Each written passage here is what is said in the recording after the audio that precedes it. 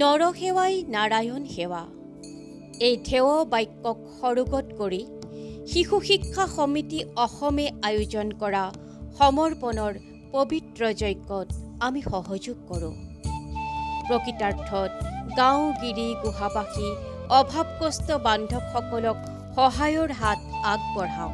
আপোনাৰ অকণমান সহায়ে আৰ্তজনৰ মুখত যদি হাঁহি বিৰিঙাব পাৰে, তাতোতকৈ সুখানুভূতি আৰু কি হ'ব পাৰে। 15 জানুৱাৰীৰ পৰা পিছপৰা অঞ্চলৰ শিক্ষা প্ৰচাৰ নিধি সমৰ্পণ নিধিত নিজেও অৰিহণা জনাওঁ আৰু 10জনকো আহ্বান জনাই ৰাষ্ট্ৰ নিৰ্মাণৰ পবিত্ৰ কৰ্মত সমৰ্পিত হওঁ।